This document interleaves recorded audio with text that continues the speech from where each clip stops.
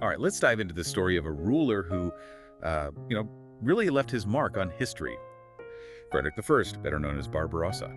And it just so happens to be the anniversary of his coronation as King of the Romans, way back in 1152. You know what's interesting about Barbarossa is that his reign, spanning from 1155 to 1190 as Holy Roman Emperor, was a real turning point for medieval Europe.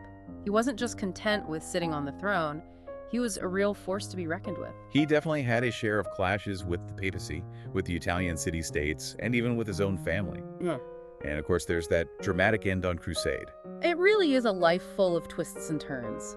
To really understand Barbarossa, we should start with his early life, which surprisingly has a few mysteries surrounding it. Mysteries. For an emperor, you'd think we'd have all the details. You would think so. But even with someone as prominent as Barbarossa, there are gaps in our knowledge. Take his birthplace, for example. While evidence points to a castle near Altdorf, it's not definitively confirmed. It really makes you realize how much we may not know about even the most famous historical figures. It's a good point. It reminds us that history is always an ongoing investigation. But we do know about his lineage, right? Yes, and it's quite significant. Barbarossa descended from two powerful families, the Hohenstaufens and the Guelphs, and as you might guess, these two were fierce rivals. So he was born into a world of conflict. Did this influence his rise to power? Absolutely.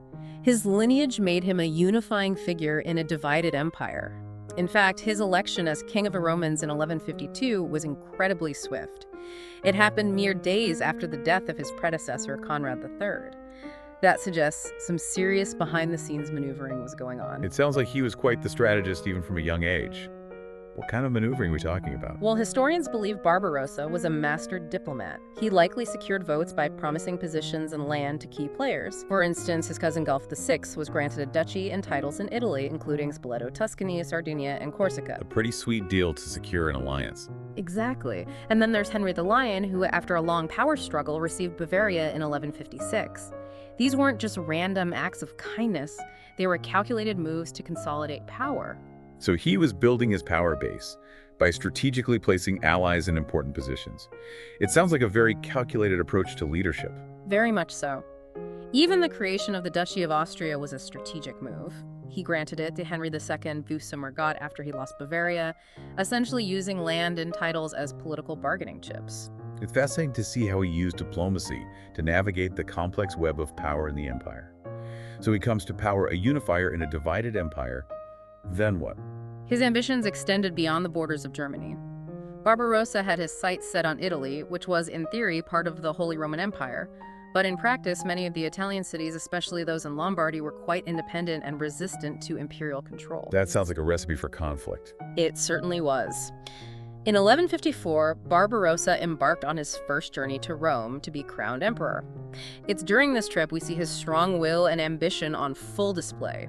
He refused to perform the traditional act of humiliation before the Pope, like leading the Pope's horse or acting as his squire. Oh, that's a bold move. What message was he trying to send? He wanted to establish himself as an equal to the Pope, not a subordinate.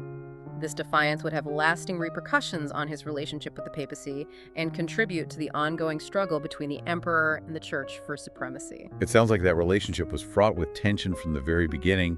Did this escalate into open conflict? It did. Remember the Treaty of Constanza. Barbarossa had promised to subdue Rome and hand it over to the papacy in exchange for their support in becoming emperor. But once he achieved his goal, he conveniently neglected this part of the agreement. He basically went back on his word. Essentially. And as you can imagine, the Pope wasn't pleased.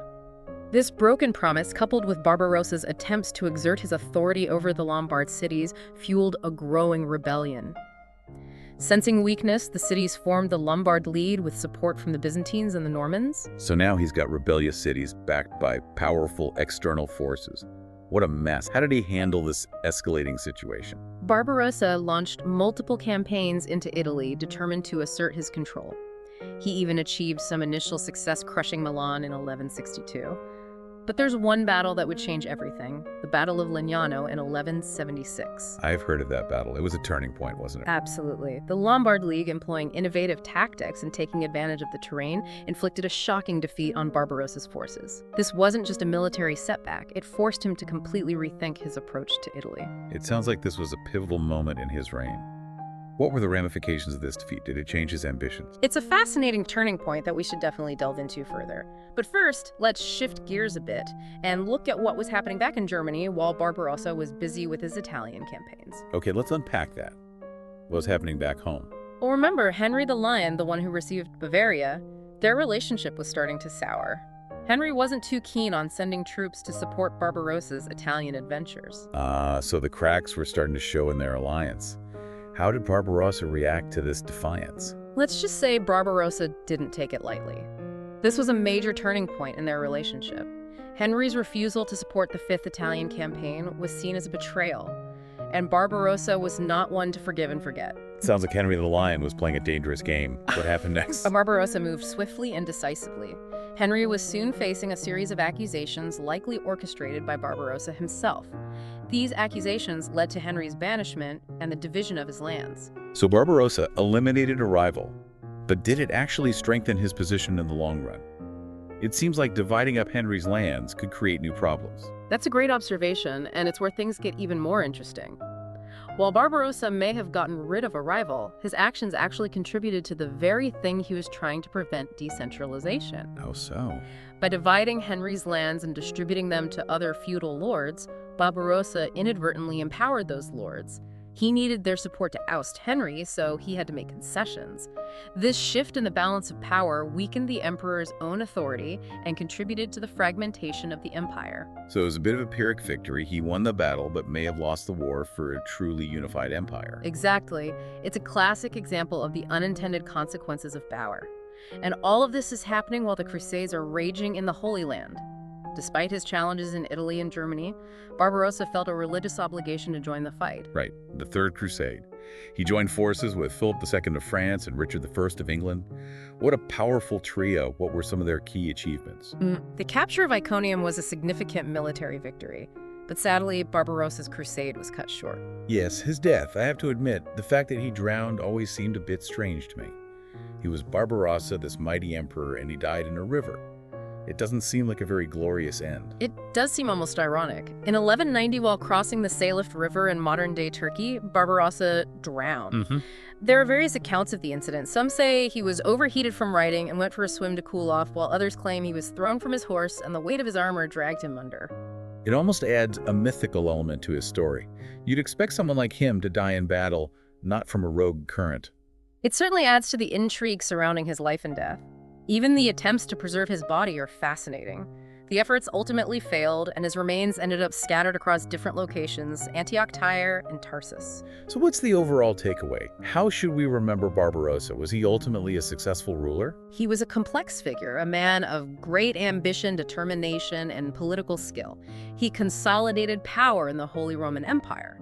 But his actions also inadvertently paved the way for greater decentralization. It's almost like he was fighting against the tide of history, trying to create a strong, centralized empire in a world that was becoming increasingly fragmented. And it raises the question, what defines a successful ruler?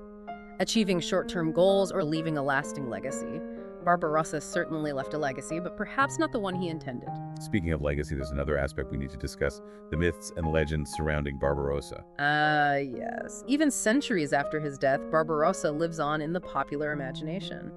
There's this enduring belief that he isn't actually dead, but sleeping in a cave waiting to return and restore Germany to its former glory. It's a fascinating example of how history intersects with folklore. Why do you think this myth has resonated so strongly with people? I think it speaks to this desire for a strong leader, a savior figure who will emerge in times of need. It's similar to the Arthurian legends in Britain, where King Arthur is said to be sleeping, awaiting the moment to return and lead his people to victory. These myths tap into something deep within the human psyche, a longing for heroes and a hope for a better future. So it's not just about Barbarossa himself, but what he represents: strength, unity, and the promise of a golden age. Exactly. And it highlights how history isn't just about dates and facts. It's also about the stories we tell ourselves about the past and how those stories shape our understanding of the present and even the future. So how do these myths and legends connect to the reality of Barbarossa's life and reign? Was he really this unifying figure that people remember him as? That's a great question, and it's something we should explore further. It's important to remember that history is often more nuanced than the stories we tell about it. Let's delve deeper into that nuance then. How did Barbarossa's actions actually impact the different groups within his empire? The church, the nobility, the common people? To understand that, we need to consider the broader context of the time period. The 12th century was a period of significant change in Europe. The investiture controversy, which had raged for decades before Barbarossa came to power, had deeply fractured the relationship between the emperor and the pope. Can you explain what the investiture controversy was? I'm not sure I'm familiar with that. It was essentially a power struggle between the church and the state over who had the authority to appoint bishops and other high-ranking church officials. Kings and emperors had traditionally held this power, but the papacy argued that it rightfully belonged to the church. So Barbarossa inherited this conflict. How did he navigate this complex relationship with the church? Well, on one hand, he needed the church's support to legitimize his rule and achieve his political goals. But on the other hand, he was determined to assert his own authority and maintain control over the church within his empire. It sounds like he was walking a tightrope. Did he manage to maintain a balance, or did this tension ultimately contribute to his downfall? It was a delicate balancing act, and one that ultimately contributed to the complexities of his reign. Barbarossa's attempts to control the church led to conflicts with powerful popes, like Alexander III, who excommunicated him and supported his enemies in Italy. This conflict had lasting ramifications, further fueling the tensions between the emperor and the papacy. So while he needed the church's support, his desire for control created more conflict. How did his actions impact the nobility and the common people? Well, for the nobility, Barbarossa's reign was a mixed bag. On one hand, he relied on... It sounds like he was constantly trying to manage these competing forces, the church, the nobility, the cities. How did his actions impact the everyday lives of the common people? It's important to remember that the vast majority of people in the 12th century were peasants living in rural communities. Their lives were largely dictated by the seasons, the land, and their feudal obligations. Barbarossa's reign likely had an indirect impact on their lives, primarily through the effects of his wars and policies. For example, While his campaigns in Italy, while aimed at asserting imperial control, would have disrupted trade, caused economic hardship, and potentially led to increased taxes to fund his military endeavors. These burdens would have been felt most acutely by the common people. so while the grand narrative of his reign focuses on these power struggles with the Pope and the nobility, the reality is that the common people likely felt the consequences of his actions most directly. Exactly. It's a reminder that the decisions of rulers, even those made on a grand scale, have a ripple effect that can impact the lives of ordinary people in profound ways.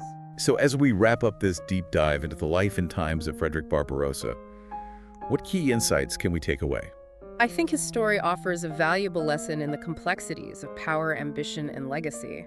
He was a man of contradictions, a powerful ruler who ultimately contributed to the fragmentation of the very empire he sought to unify. He was striving for a strong, centralized empire in a world that was already shifting towards decentralization.